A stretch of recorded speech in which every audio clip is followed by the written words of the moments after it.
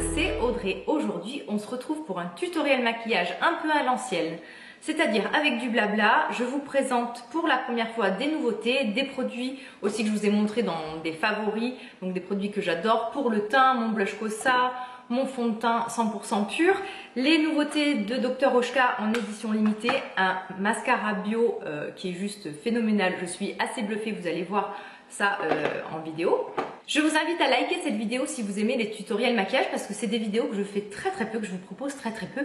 Donc au moins ça me permet de m'aiguiller pour les futures vidéos. Est-ce que vous voulez un peu plus de tutoriels maquillage? Faites-le moi savoir, le petit like, un petit commentaire si vous avez des questions sur les produits et puis je vous laisse avec la suite. Alors là vous me voyez super blanche à la caméra parce que tout simplement je viens d'appliquer l'indice de protection minérale de la marque SkinCeuticals. C'est la première fois que je l'utilise. Alors c'est le Sheer Minéral UV Défense, je ne sais pas si ça va vous faire la mise au point. C'est un écran minéral, je trouve, qui fait très blanc. J'essaye désespérément de trouver des écrans solaires un peu plus clean, mais j'arrive pas à trouver mon bonheur en bio. Donc j'ai voulu tester celui-là parce que j'en avais entendu énormément parler en bien. Je voulais changer celui que je porte habituellement d'Etude House, qui n'est pas clean non plus, par contre qui a l'avantage de ne pas être cher et qui ne fait pas du tout cet effet super blanc. J'en ai peut-être mis trop mais ça m'étonnerait, c'est très fluide, c'est vrai que c'est léger, c'est fluide, c'est super bien. Mais quand on a la pommade, eh bien forcément vous avez ce teint blanc. Alors à la limite quand vous vous maquillez, ça vous fait une belle base de maquillage presque j'allais dire. Celui d'Etude House en tout cas c'est une excellente base de maquillage, mais celui-là ben, on va tester pour la première fois, on verra comment ça réagit. Et là ce que vous me voyez appliquer sur les lèvres, je viens de le recevoir aussi, je l'ai commandé sur iHerb, c'est de Pixi Beauty. En fait c'est un baume pour les lèvres avec un embout en plastique avec des petits picots pour vous faire office de gommage. Alors moi j'ai les lèvres toujours très sèches avec plein de peau et j'aime pas les gommages à grains, je sais pas, j'ai du mal, donc je vais tester avec ça. Ce que je peux vous dire c'est en l'appliquant souvent, oui c'est efficace, par contre vraiment qu'en une seule fois pour enlever les petites peaux mortes c'est difficile. Par contre si vous le faites régulièrement ça va. Allez, on va passer du coup à l'application du fond de teint. Mon fond de teint 100% pur que j'adore avec la teinte Golden Peach qui correspond totalement à ma carnation d'été. Comme je vous disais dans ma vidéo des favoris, moi je trouve que c'est un fond de teint quand même qui apporte une belle couvrance. Alors il est semi-mat comme vous allez voir, le rendu il n'est pas lumineux du tout. Et je l'applique ensuite avec un pinceau biseauté comme celui-ci. C'est un Everyday Minerals mais il ne se fait plus.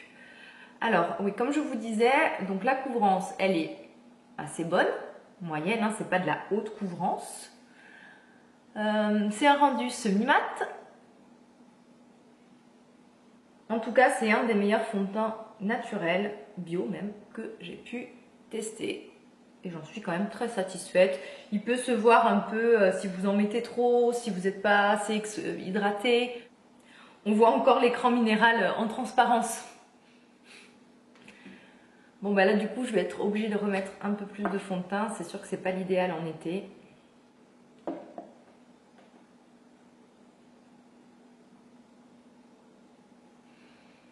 Donc j'insiste en fait sur les joues parce que c'est là où j'ai le plus de cicatrices d'acné, même si vous ne le voyez pas forcément en caméra. Et en fait, ce que vous ne voyez pas aussi, c'est que je commence à avoir des taches pigmentaires à ce niveau, là, au coin des yeux. Et j'ai vu d'ailleurs que SkinCeuticals proposait un solaire spécialement dédié au contour des yeux. Alors je sais qu'il en existe par exemple dans Aven, mais c'est très épais pour l'avoir testé, j'étais pas très satisfaite. Et là donc en fait, l'indice de protection apparemment est une excellente base qui ne file pas dans les rides et les ridules. Donc je testerai peut-être un jour à l'occasion.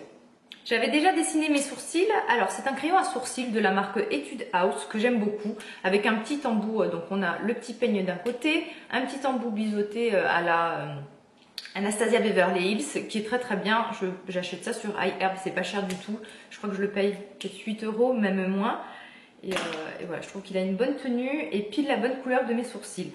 En base à paupières, avant d'appliquer mon anti-cerne et mes fards, je termine la base waterproof de chez Nars et je compte m'offrir d'ici peu celle d'Ilia Beauty qui est une marque qui n'est pas du tout bio mais qui est quand même très clean et naturelle.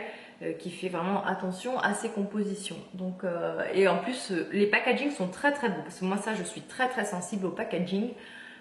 J'aime, c'est sûr que la composition, ça fait principalement mon choix d'achat, tout ça, mais si le produit n'a pas un beau packaging, ne me parle pas, j'ai du mal, j'ai moins de plaisir à l'utiliser. Donc là, les produits Ilia ressemblent beaucoup à des produits Nars, blancs, épurés, tout ça. Donc je testerai prochainement, j'ai bientôt fini celle-ci. Pour l'anti-cerne, je vais venir utiliser le sérum correcteur minimaliste de la marque Gressa. Tout simplement parce que j'ai commandé une teinte beaucoup trop claire. Donc en anti-cerne, c'est parfait. En fond de teint, c'est beaucoup trop clair. Même pour cet hiver, je vais devoir du coup duper et m'acheter un bronzer ou un fond de teint plus foncé pour pouvoir le mélanger. C'est très très concentré. Il en faut très très peu. Donc du coup, j'en prélève une toute petite quantité. Vous voyez, j'ouvre même pas en fait. J'ouvre un tout petit peu et je prélève ce qu'il y a sur les bords parce que c'est vraiment un fond de teint où il faut que quelques gouttes pour obtenir une excellente couvrance. Donc ça, c'est vraiment un fond de teint super, que vous aimiez le bio ou pas. Je pense que c'est vraiment un concept à essayer parce que vous avez un produit qui est très très très pigmenté, style eau de teint mais version naturelle, qui va en plus voilà, faire du bien à votre peau. Donc en fait, j'ai dû mettre l'équivalent d'une demi-goutte. Et je ne sais pas si vous voyez, mais il y a tout qui disparaît. Et la tenue est bonne. Bon, moi, je poudre toujours mon teint, mon dessous de l'œil, tout ça. Mais je trouve que la tenue est vraiment très très bonne. Ce qui est bien, c'est qu'on a une très très fine couche de matière sous les yeux. Et si vous avez des soucis de ridules, de déshydratation, que vous vieillissez ou que vous êtes déshydraté, eh bien il vaut mieux avoir le moins de matière possible. J'aime bien également faire les ailes du nez où il y a toujours un peu de rougeur.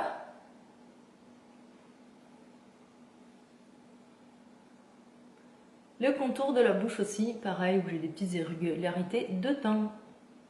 Alors là, honnêtement, les peaux normales, vous n'avez pas du tout besoin de poudrer votre teint parce qu'entre l'indice minéral, le fond de teint minéral qui contient du coup tout ce qui est oxyde de zinc, dioxyde de titane, tout ça, ça vous fait quand même un résultat assez mat et qui bouge pas beaucoup, hein, vraiment. Donc moi, je poudre parce que j'ai la peau très très grasse, enfin très grasse, pas très très grasse. Mais vous pourriez très bien vous en passer. Donc moi je poudre avec la poudre Laura Mercier. J'avais envie d'utiliser celle-ci, c'est ma poudre préférée. Et voilà, j'en ai testé, j'ai des tas de poudres libres et celle-ci, je reviens toujours à celle-là parce que je trouve qu'elle apporte matité et naturel. Donc souvent, les poudres libres qui sont très très matifiantes, elles peuvent se voir, tandis que je trouve que celle-ci, elle est assez imperceptible. Pour les yeux, je vais tester la nouvelle palette en édition limitée du Dr Oshka. Je voulais la tester et surtout vous la montrer avant qu'elle ne soit plus disponible parce que c'est une édition limitée comme je viens de vous dire. C'est des couleurs qui sont quand même beaucoup, plutôt automnales. Hein. Moi, franchement, le violet, le prune, je le porte pas beaucoup en été. Par contre, je vais utiliser le rose et le taupe pour faire un maquillage assez discret pour les yeux. Il y a un petit embout qui est fourni hein, avec un estompeur, un pinceau. Moi, franchement, j'aime beaucoup appliquer au doigt. Alors, de prime abord, ça va, c'est pas trop poudreux. Souvent, les fards bio sont un peu poudreux. C'est semi-satiné, on va dire. Donc, je vais appliquer le rose sur toute ma paupière mobile. Pareil, le rose pâle, c'est souvent des couleurs que j'utilise en automne ou à l'hiver. Ensuite, je vais prendre un peu de taupe que je vais mettre en creux de paupière.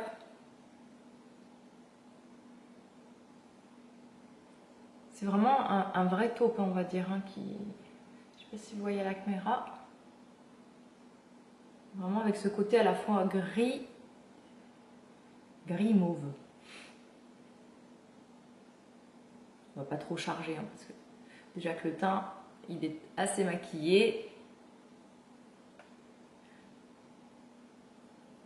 Mes premières impressions, franchement, je m'attendais à des fards beaucoup plus poudreux. Première impression sur cette palette, les couleurs sont harmonieuses et bien choisies, hein, vraiment c'est un très très beau camailleux. Et je trouve que les fards sont quasiment pas poudreux du tout, excellente qualité et bien pigmentés. Je ne sais pas si vous le voyez à la caméra, mais j'en ai mis très très peu sur mon pinceau et je suis très étonnée parce que je me suis dit bon, je vais devoir charger parce que souvent les fards bio et naturels sont un peu moins pigmentés que les autres. Alors c'est peut-être pas les fards les plus pigmentés du monde, mais franchement, moi je trouve ça très très bien et pourtant j'ai quand même pas mal de comparatifs en maquillage, donc c'est pas mal du tout. Ben, je vais quand même tenter un peu d'utiliser, ben, comme ça on aura quasiment tout utilisé. Ce violet un peu clair que je vais mettre ici, je vais utiliser le même pinceau. Violet clair, enfin violet.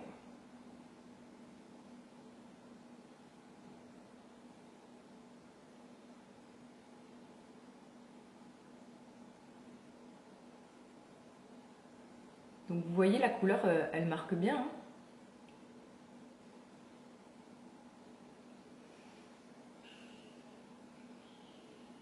En ras de cils, je vais mettre un trait de crayon, toujours dans la même édition limitée, Eye Definer numéro 7.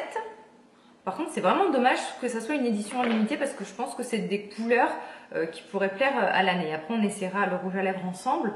Mais je trouve dommage que ça soit une édition limitée. J'espère qu'ils vont venir dans la collection permanente parce que je pense que ça pourrait... C'est vraiment des couleurs, on va dire, que tout le monde peut utiliser. Assez courantes en maquillage. Alors, le crayon, de prime abord, il est assez gras. Je pense que je pourrais l'utiliser carrément en muqueuse.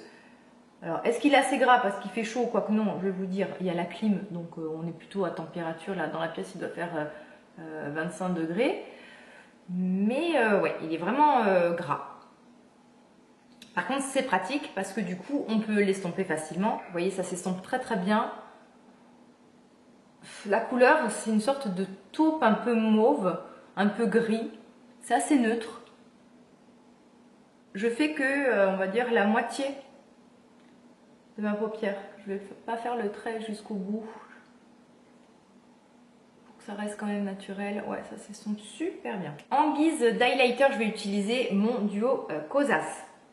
Donc, quand je disais highlighter, c'est même aussi en touche lumière, c'est-à-dire en coin interne de l'œil et sous le sourcil.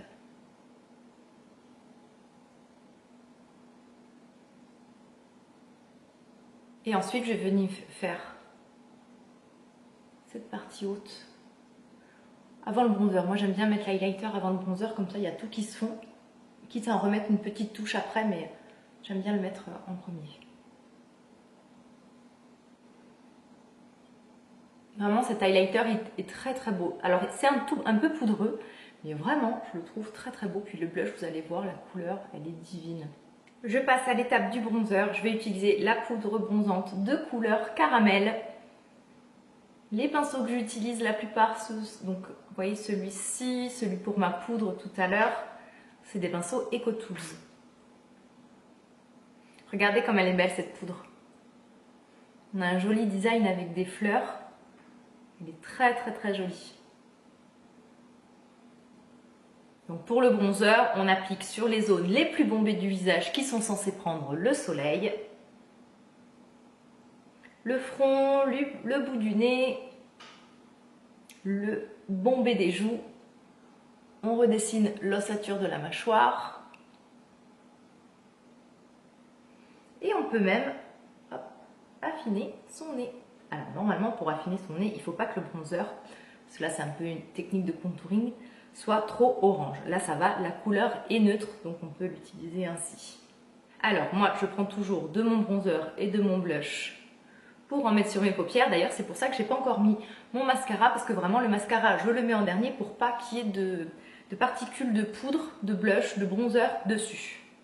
Je vais appliquer le blush Kosas en teinte papaya ou papaye avec encore un pinceau d'EcoTools. Alors, je concentre la matière à ce niveau-là de façon... Le blush, il faut pas le rapprocher trop près du nez et de la bouche. Il faut vraiment le monter assez haut pour lifter le regard. Je suis en train d'en mettre trop parce que je vous parle en même temps, mais regardez les jolies joues que ça vous fait. Donc là, pareil, hop, donc on prend. Je trouve ça très très bien le pinceau à éventail pour appliquer le blush. Ça fait un joli dégradé. Petite retouche parce que je crois que j'ai un peu plus de violet ici qu'ici. Maintenant, je chope les deux, c'est-à-dire l'highlighter et le bronzer. Donc comme ça. Ici. Je me mets des cheveux partout. Et je passe toujours pour faire un raccord avec mes paupières et ça finit d'estomper mon maquillage des yeux. Et on passe au mascara. Le mascara, je vais tester pour la première fois le Big Lash Mascara Méga Volume de Lily Lolo. Ah oui, oh la belle brosse. Je vous montre ça. Donc on a une vraie brosse volume, comme je les aime. Assez grosse. Alors souvent, les premières fois que j'applique un mascara, j'aime pas ça parce que la matière est trop liquide et je préfère lorsqu'il s'épaissit un peu. Donc j'ai toujours un peu de mal à travailler mes cils les premières fois lorsque le mascara est neuf, hein, ce qui est en train de se produire. Alors par contre, ça donne du volume, mais ça donne aussi un bel allongement. Donc là j'ai fait qu'un œil, je suis en train de me faire dépâter parce que j'ai pas bien essuyé ma brosse. Ça sera peut-être mieux pour le second. Et ben dis donc, je crois que c'est le mascara bio le plus joli que j'ai testé, dans le sens où vraiment il se voit dès la première application. Vraiment. Ouais, je suis assez bluffée. Alors je suis en train de me faire dépaquer parce que comme je vous dis, il est tout neuf. Et que j'essaye de travailler vite parce que je suis devant la caméra et que mon appareil photo est en train de surchauffer, donc ça risque de s'éteindre à n'importe quel moment. Alors, est-ce que vous voyez en une couche l'allongement que j'ai réussi à avoir? L'allongement et le volume, c'est assez impressionnant. Alors je suis totalement bluffée par ce mascara parce que j'ai même pas besoin d'appliquer de deuxième couche, alors que d'habitude la deuxième couche est quasiment toujours obligatoire lorsque je mets du mascara, voire une troisième. Je suis super satisfaite. Alors je sais pas comment il va tenir dans la journée, mais alors là, bravo Lily Lolo, ce mascara pour l'instant il a tout bon. On a presque terminé, je reprends mon pinceau poudre juste pour refaire une retouche et lier le tout, l'highlighter, le blush, le bronzer, parce qu'il reste toujours un peu de poudre sur le pinceau, donc j'ai pas besoin de remettre de la matière. Voilà. Alors le fait d'avoir mis mon écran minéral quand même, j'ai des petites traces de poudre à ce niveau-là. Mais ça c'est vraiment typique de l'écran solaire que j'ai appliqué, parce que d'habitude j'ai pas ce phénomène-là lorsque j'utilise ce fond de teint. Donc ça vient vraiment de mon indice de protection où j'ai dû trop en mettre peut-être et pas assez le travailler. On termine avec les lèvres, le Liquid Lip Color, toujours en édition limitée, mais quel dommage parce que vous allez voir la couleur elle est divine, de Dr Oshka. Vous retrouverez les liens toujours en barre d'infos, hein, comme d'habitude. Regardez cette couleur. Alors c'est vraiment, bon, c'est pas du tout une couleur moi je trouve d'été, quoique, mais je crois que je suis en train de vous faire un maquillage de rentrée fabuleux. Donc rouge à lèvres liquide, ce n'est pas un gloss, hein. Alors d'habitude je redessine toujours mes lèvres au crayon. On va tenter de ne pas le faire. Alors sur mes lèvres c'est beaucoup plus rouge que lorsque je les swatchais sur les mains. C'est très bien pour moi qui ai les lèvres très déshydratées parce que c'est très confortable, c'est glissant, c'est homogène. Ça s'applique très bien. Grande première pour moi avec le maquillage du Dr Oshka. Et je dois dire que je suis assez surprise. Ce maquillage est terminé, donc c'est assez sophistiqué, moi je trouve, ça fait quand même un beau maquillage par exemple de soirée ou de jour si vous l'assumez, moi je l'assume totalement, vous le savez. Je suis vraiment très satisfaite de ces premières impressions, très bonne première impression pour le mascara, pour la palette, pour le crayon pour les yeux, peut-être un peu trop gras, peut-être pas assez pigmenté, mais la couleur se veut taupe, donc c'est peut-être pour ça. Le rouge à lèvres, très très belle couleur, très jolie.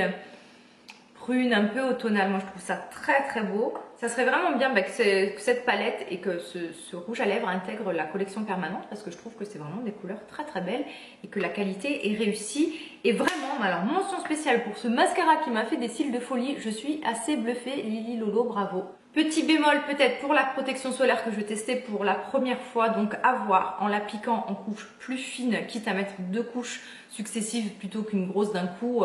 Donc à voir, je réessayerai du coup demain. Sur ce, je vous embrasse tous bien fort. Bel été encore une fois à tout le monde. Je vous dis à très très bientôt. Prenez soin de vous. Bye bye. Vous avez vu, je me suis pas embrassé la main, sinon je m'aurais mis du gloss partout.